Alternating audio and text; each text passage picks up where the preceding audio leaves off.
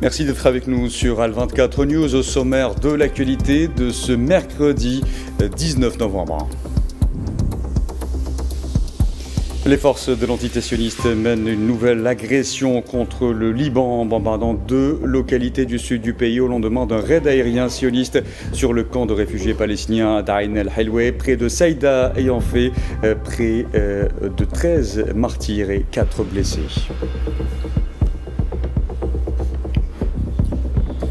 Le président algérien Abdelmadjid Tebboune reçoit à Alger le premier ministre vietnamien Pham Minh Chinh et la délégation l'accompagnant.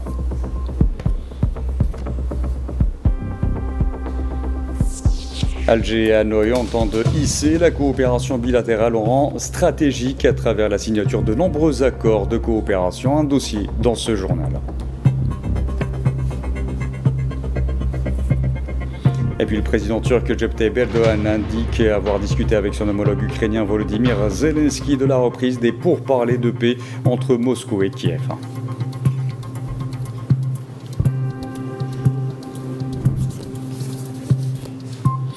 Bonsoir à tous. Les forces de l'entité sioniste ont mené cet après-midi une nouvelle agression contre le Liban en bombardant 2 localités du sud du pays. L'agence de presse officielle libanaise ANI a indiqué que les raids avaient frappé les villages de Deir Kifa et Shahrour, et ce malgré un cessez-le-feu entré en vigueur en novembre 2024 à l'issue de plus d'1 an d'agression contre le pays du Cèdre.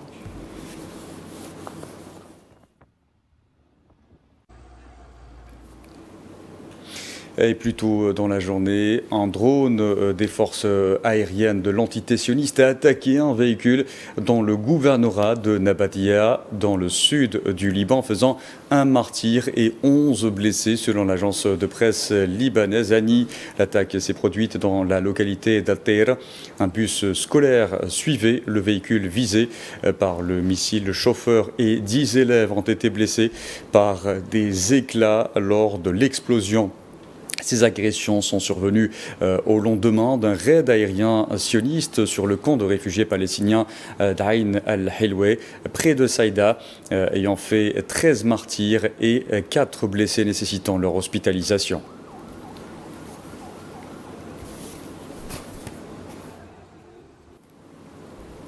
Et au 40e jour du cessez-le-feu dans la bande de Gaza, les forces de l'entité sioniste ont commis de nouvelles violations de l'accord en bombardant plusieurs zones à l'intérieur de la ligne jaune tracée par l'entité sioniste, faisant au moins 2 martyrs au sud de l'enclave palestinienne.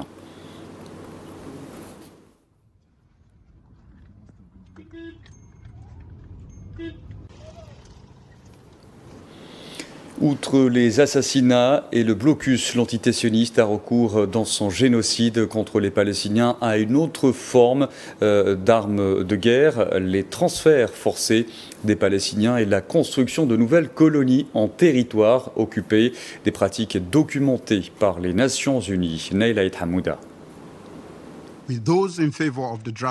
L'ONU tire une nouvelle fois la sonnette d'alarme. Le transfert forcé des Palestiniens par l'entité sioniste et la construction par cette dernière de nouvelles colonies en Palestine occupée peuvent constituer des crimes de guerre.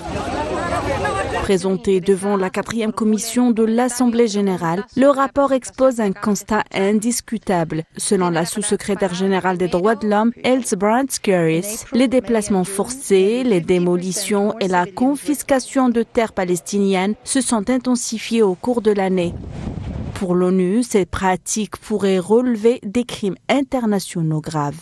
La sous-secrétaire générale aux droits de l'homme souligne une évolution jugée inquiétante. Pour la première fois, des avant-postes ont été installés en Zombé, théoriquement sous administration civile palestinienne. Une extension qui modifie la géographie et la démographie du territoire, compliquant davantage toute perspective d'État palestinien viable. Un rapport accablant qui surgit alors qu'un vol transportant plus de 150 Palestiniens rescapés de Raza a atterri à Johannesburg, en Afrique du Sud, évacué par une organisation prétendue humanitaire peu connue. Les passagers ont découvert à leur arrivée qu'ils étaient sur le sol africain. Les circonstances de ce transfert restent floues et les autorités locales cherchent à comprendre comment ce vol a été organisé et quelle partie était impliquée. y compris l'occupationniste. Alors que les Palestiniens continuent de subir expulsions et transferts forcés, l'ONU appelle à une vigilance internationale renforcée. Entre crimes de guerre et vols mystérieux vers l'Afrique du Sud, la question des déplacements forcés reste au cœur des tensions. Au volet humanitaire, l'ONU a averti quant à l'aggravation de la situation des familles de déplacés dans l'enclave palestinienne après les inondations provoquées par de fortes pluies qui ont endommagé leur camp de fortune. The Undersecretary General for Humanitarian Affairs and Emergency Relief Coordinator, Tom Fletcher, le sous-secrétaire général aux affaires humanitaires et coordinateur des secours d'urgence Tom Fletcher a déclaré hier que les Palestiniens à travers Gaza sont froids et trompés après les récentes pluies, ajoutant que la frustration grandit à mesure que les inondations augmentent et que ce que les quelques personnes possèdent sont détruites. Il a réitéré que l'ONU et nos partenaires se mobilisent pour aider, mais ils en restent plus. Fletcher a déclaré que les restrictions restantes doivent être levées pour recevoir plus d'aide d'urgence. Sur le terrain à Gaza, le bureau de la coordination des affaires humanitaires insiste sur le fait que nous et nos partenaires restons engagés à fournir un soutien vital, y compris un abri. Les humanitaires continuent de distribuer des tentes, des bâches et d'autres articles essentiels aux familles concernées. Entassés donc dans des tentes précaires tout près du rivage, de nombreux Gazaouis qui ont subi les inondations de ces derniers jours en décrit des conditions de vie catastrophiques alors que les organisations humanitaires estiment que pas moins de 300 000 nouvelles tentes sont nécessaires de toute urgence.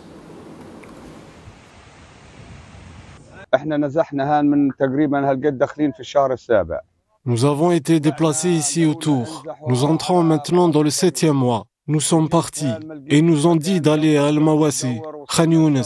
Je suis venu ici et je n'ai pas trouvé d'endroit. J'ai cherché et cherché jusqu'à ce que nous atteignions le rivage ici et que nous trouvions un endroit. Nous avons mis nos affaires. Nous sommes à environ 20 mètres du rivage. On peut le voir de ses propres yeux. Notre situation ici, c'était l'été. En été, les choses peuvent s'en sortir. On peut dormir n'importe où en été. Il fait chaud et tout va bien. Mais maintenant, nous sommes entrés dans la saison hivernale. En hiver, vous savez, le rivage, personne ne peut. Ni les oiseaux, ni les humains, ni les animaux ne peuvent vivre sur le rivage. Et des membres de la flottille mondiale Somoud, Global Somoud, ont annoncé lors d'une conférence à Belém, au Brésil, qu'ils préparaient une nouvelle mission visant à acheminer de l'aide humanitaire vers la bande de Gaza en marge de la COP 30. Selon les militants, le nombre exact de navires ou de participants n'est pas encore défini, mais il s'agirait de la plus grande mission jamais entreprise dans l'histoire de cette flottille.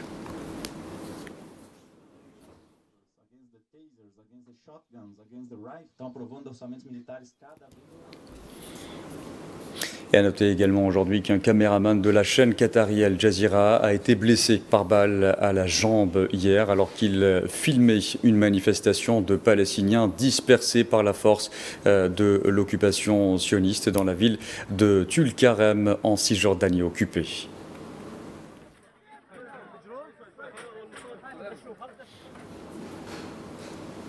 Et je vous le disais en titre, le président algérien Abdelmadjid Tebboune a reçu ce mercredi au siège de la présidence de la République le Premier ministre vietnamien Pham Minh Chinh et la délégation l'accompagnant.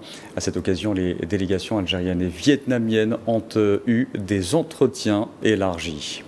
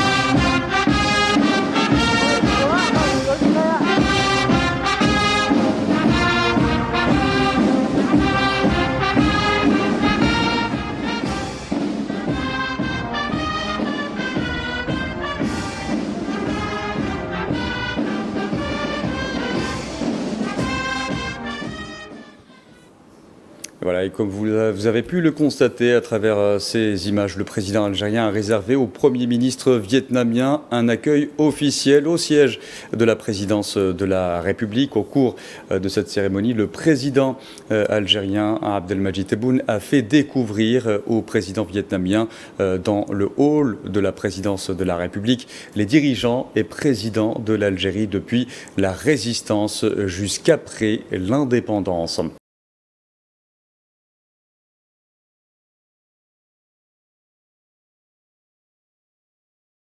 Et lors d'une rencontre élargie, les premiers ministres algériens Sifir Leyeb et vietnamiens Pan Minh Chin, qui effectuent, je vous le rappelle, jusqu'à demain une visite officielle en Algérie, se sont exprimés à l'issue d'une rencontre donc élargie. L'occasion pour le Premier ministre algérien de rappeler la profondeur des liens existants entre les deux pays et peuples et de réaffirmer la volonté politique qui anime les dirigeants des deux pays pour le renforcement de la coopération bilatérale dans tous les domaines afin de la hisser au rang d'un partenariat stratégique.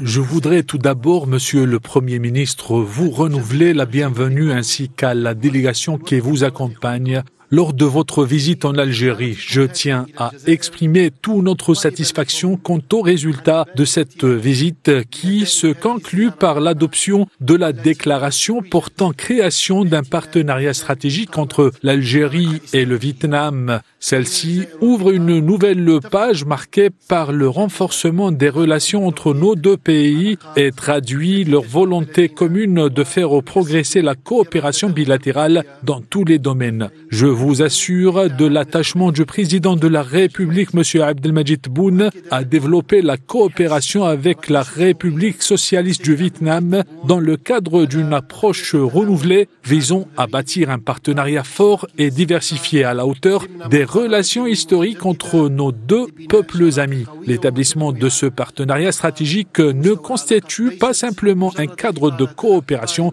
de haut niveau, mais reflète également une vision commune et stratégique fondée sur l'exploitation de toutes les opportunités de coopération disponibles dans les domaines politiques, militaires, sécuritaires, économiques, techniques, scientifiques et culturels.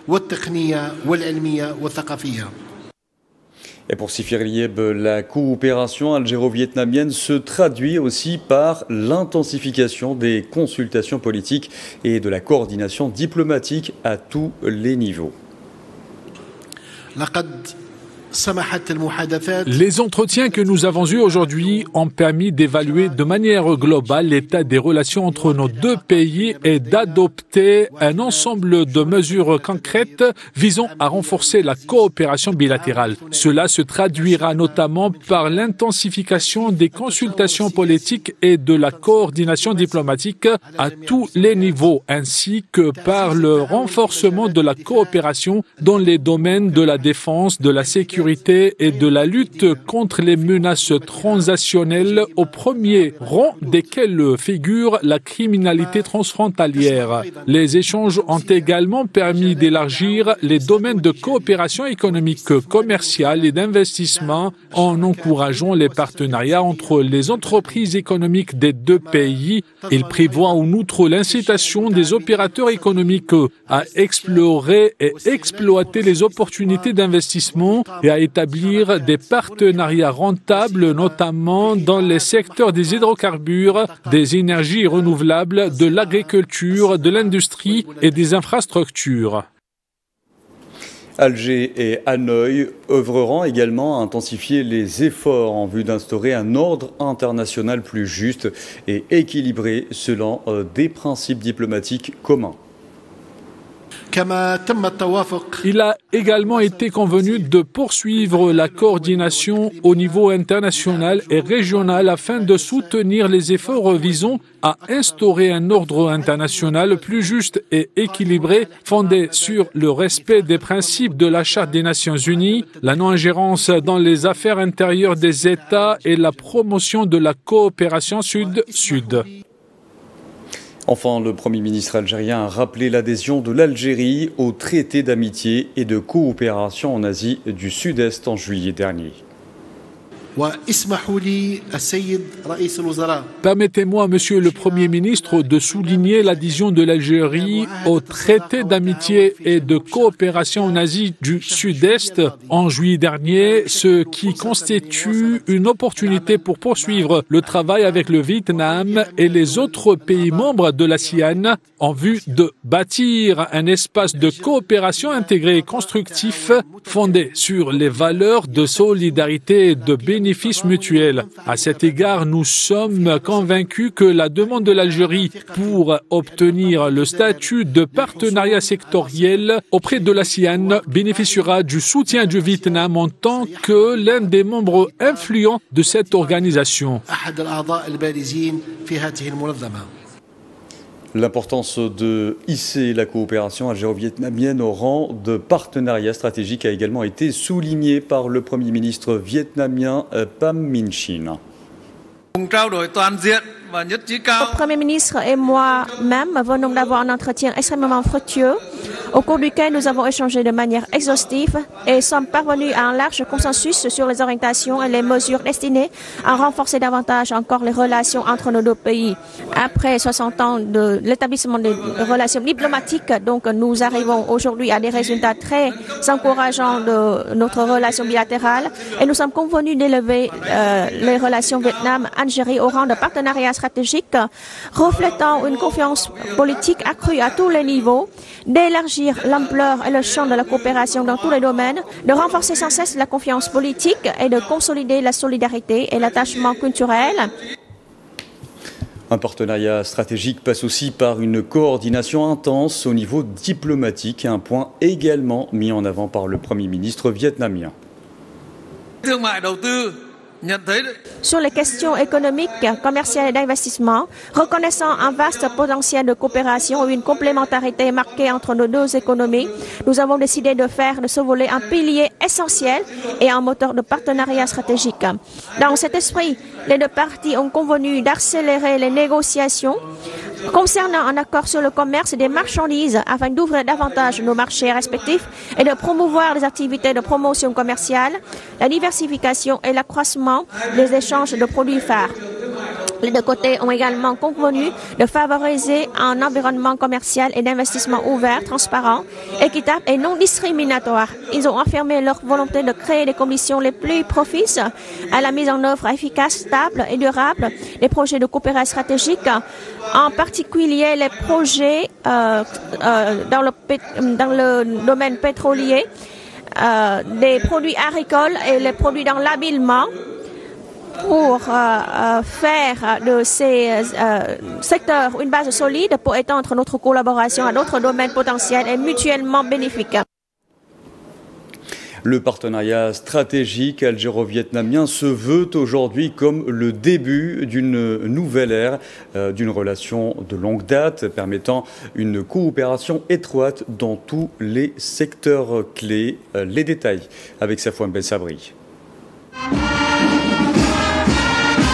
À l'occasion de la visite du Premier ministre vietnamien en Algérie, Alger et Hanoï ont procédé à la signature d'un accord de partenariat stratégique dans plusieurs domaines économiques, militaires, sécuritaires, entre autres. Sifir Reïb a tenu à exprimer sa fierté quant à l'établissement de ce nouveau partenariat entre les deux nations. Je ne saurais laisser passer cette visite sans exprimer ma grande fierté des avancées significatives réalisées par nos deux pays pour faire progresser leurs relations de coopération dans divers domaines, en les élevant au niveau de l'histoire de lutte commune de nos peuples et des nobles ambitions de leurs dirigeants en vue de bâtir un avenir meilleur.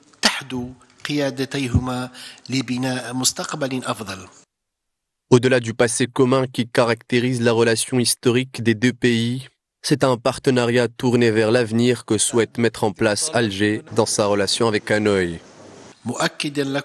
Je tiens à vous réaffirmer l'engagement de l'Algérie, sous la conduite du président de la République, M. Abdelmadjid Tebboune, à œuvrer activement, en collaboration avec le gouvernement vietnamien, pour hisser cette coopération au rang de partenariat stratégique.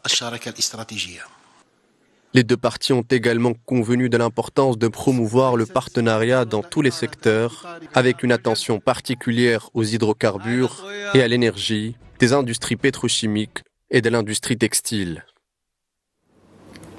Dans l'actualité également, et dans le chapitre coopération algéro-allemande, le ministre d'État algérien, ministre des hydrocarbures et des mines, Mohamed Arkab, a reçu ce mercredi à Alger le secrétaire d'État au ministère de l'économie, du développement régional et de l'énergie du Land de Bavière en Allemagne, Tobias Gotthard, ainsi que la délégation l'accompagnant, les deux parties ayant examiné les moyens de renforcer la coopération bilatérale dans les domaines des hydrocarbures et des mines, notamment la commercialisation du gaz naturel, le développement et le transport de l'hydrogène vert.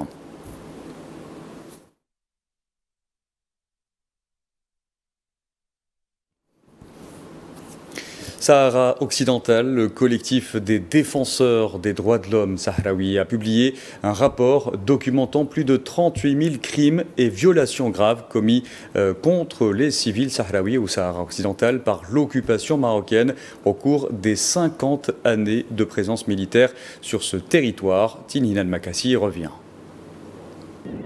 Cela fait maintenant 50 ans que le Sahara occidental est sous occupation marocaine et les affres de la colonisation sont illustrés par les chiffres. Selon un rapport du collectif des défenseurs des droits humains sahraouis, plus de 38 000 crimes ont été perpétrés contre les civils sahraouis dans une totale impunité. Depuis 1975, l'occupation marocaine s'est traduite par des exécutions extrajudiciaires, des détentions arbitraires, des tortures, des enlèvements, des déplacements forcés et la destruction systématique des biens des Sahraouis. Face à ces abus, la communauté internationale reste de marbre. En dépit de la présence de la mission des Nations Unies pour l'organisation d'un référendum d'autodétermination, l'ONU semble impuissante. Pire, elle est devenue un acteur passif observant la perpétuation de cette occupation illégale sans intervenir de manière significative. Le rapport de la CODESA détaille les atrocités commises sur plusieurs décennies. 3 périodes se distinguent. La première, de 1975 à 2007, pendant laquelle l'invasion marocaine fut marquée par les massacres et les violations massives des droits humains, avec plus de 14 000 crimes. Puis, entre 2007 et 2020, une répression systématique se poursuit avec plus de 22 000 crimes. La dernière phase, depuis 2020, est marquée par la reprise des hostilités et l'utilisation de drones contre des civils sahraouis, insigne de la brutalité croissante de l'occupation. Par ailleurs, le rapport aborde également l'intensification et l'expansion de la politique de colonisation au Sahara occidental occupé, ainsi que les souffrances persistantes des civils sahraouis dues à l'utilisation massive de mines antipersonnelles par les forces d'occupation marocaines et aux dommages qui en résultent pour l'environnement, la population sahraoui et ses biens. La situation des Sahraouis reste préoccupante, leurs droits économiques, sociaux et culturels sont bafoués de façon systémique et le pillage des ressources continue. Ce rapport, en plus de mettre en exergue la situation des droits humains au Sahara occupé, appelle la communauté internationale à agir pour garantir la justice, la liberté du peuple sahraoui. Je vous le disais en titre, le président turc Recep Tayyip Erdogan a indiqué ce mercredi avoir discuté avec son homologue ukrainien Volodymyr Zelensky de la reprise des pourparlers de paix entre Moscou et Kiev, soulignant qu'Ankara était prête à discuter avec la Russie de propositions susceptibles de mener à une paix durable et qu'il était important que les États-Unis soient impliqués dans ce processus. Un mot de culture avant de finir. Projection, compétition et récompense, le tout dans un cadre idyllique. La première édition du Festival international du court-métrage de Timimoun a pris fin hier soir lors d'une soirée où les meilleures œuvres cinématographiques ont été primées parmi les 62 en compétition et représentant 31 pays dont 23 africains. C'était comme un conte de fées pour moi. Une semaine d'intenses échanges, de partage, d'expériences autour du cinéma, autour de la culture. C'était magnifique. C'était magnifique dans ce décor naturel du désert On peut dire que si on avait à évaluer le festival, à noter sur 10, moi je lui donnerais 10 sur 10. Pourquoi? Parce que d'abord c'est une première édition et moi j'ai été bluffée, vraiment. Pour quelqu'un qui a l'habitude de faire des festivals, en tant que distributrice, j'ai l'habitude d'accompagner mes films, de voyager partout dans le monde et pour moi c'est une première en Afrique. C'était une expérience vraiment intense. Ça m'a donné l'opportunité de rencontrer beaucoup de réalisateurs, des acteurs et plonger dans ce monde du cinéma africain. Et Timimou, c'est une ville magnifique, entourée par les déserts. Donc pour moi, c'était la première fois que je venais dans le sud algérien. C'est une nouvelle expérience pour moi, le cinéma, depuis quelques années. Parce qu'on a quand même, je viens du monde de la musique. Et là, je pense que je suis en train d'accéder à un autre monde, de très très belles rencontres. Ça fait trop plaisir quand même de rencontrer les représentants du cinéma algérien et ceux venus d'ailleurs, du cinéma africain. Voilà, on arrive à la fin de ce journal. Merci à vous de l'avoir suivi. Excellente soirée à tous.